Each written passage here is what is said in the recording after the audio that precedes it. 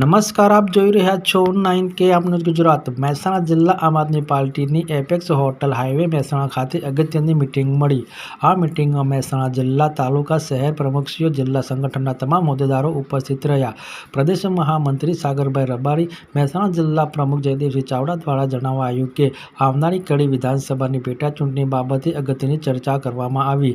જિલ્લા સંગઠન એક્ટિવ કરવા માટે સંગઠનમાં ફેરફાર કરવો, વિધાનસભા વાઇઝ પ્રભારી સહપ્રભારીની નિમણૂક કરવા બાબતે ગુજરાત રાજ્ય આમ આદમી પાર્ટીના નવા નિમાયેલા પ્રભારી સાથે બેઠકનું આયોજન કરવા બાબતે ચર્ચા વિચારણા કરવામાં આવી। વિશેષ માહિતી રામભાઈ પટેલ, મહેસાણાથી। રોજ આમ આદમી પાર્ટીએ 4 અલગ અલગ મુદ્દાઓ ઉપર કડી વિધાનસભા, વિસાવદર વિધાનસભા ચૂંટણીલક્ષી જે કાર્યક્રમો આપવાના છે, તેમજ જાહેર જનતાને જે તકલીફો થઈ રહી છે, વેપારીઓને જે તકલીફો થઈ રહી છે, આ તમામ પ્રશ્નો ઉઠાવવા માટે એક મિટિંગ કરેલું છે, જેના અંદર લોકો માટે કેવી રીતે પ્રશ્નો ઉઠાવી શકાય અને કડી વિધાનસભા અને વિસાવદર વિધાનસભા કેવી રીતે જીતી શકાય એના માટે આપણે નિર્ણયો લેવાનો છે। આજનો કાર્યક્રમમાં જોવા જઈએ તો મહેસાણા જિલ્લાની જે બેઠક બોલાવી છે એ ચૂંટણી સમીક્ષા જ કહેવાય એક પ્રકારે, કારણ કે જે આવનારી દિવસોમાં કડી તાલુકાનું જે પેટા ચૂંટણી છે કે વિસાવદરની જે અમારા ગોપાલભાઈ ઇટાલિયાનું નામ જાહેર થયું છે એ પ્રમાણે ચૂંટણી સમીક્ષા જ કહેવાય અને અમે એ રીતે બી બધા સહભાગી થઈશું કે ગમે તે ભોગે અમારે બંને સીટો જીતાડવી છે।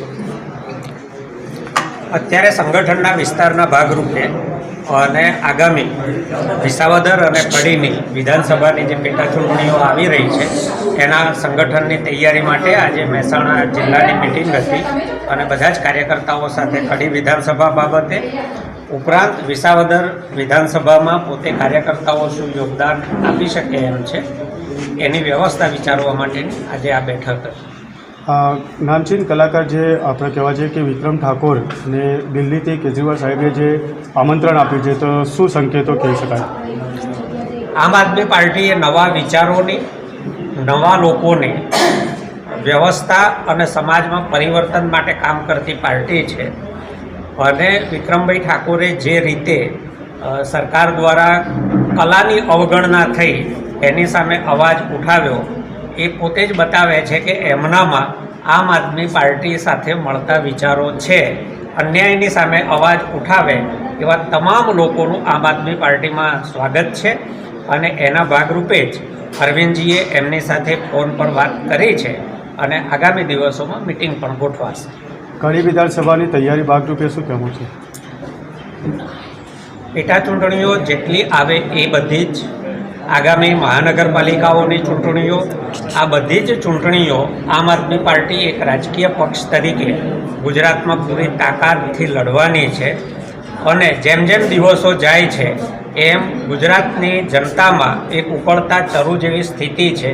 બેરોજગારી એની ચરમસીમા પર છે, ખેડૂતો સાથે અન્યાય સીમા વટાવી ગયો છે।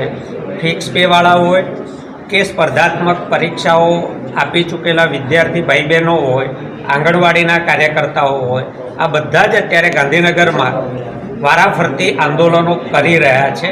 ગુજરાતની 4 લાખ કરોડના દેવા પછી જે નાદારીની સ્થિતિ છે અને વ્યવસ્થાનો જે અભાવ છે, લોકોની જે પીડા છે, આ ઉકળતા ચરુ જેવી સ્થિતિમાં આવનારા દિવસોમાં તમામ ચૂંટણીઓમાં ગુજરાતની જનતા ભારતીય જનતા પાર્ટીને જાકારો આપવાની છે અને આમ આદમી પાર્ટી એનો પ્રથમ પસંદગી બને એને માટે આમ આદમી પાર્ટી દિવસ રાત લોકો માટે, લોકોનો અવાજ બનીને કામ કરે।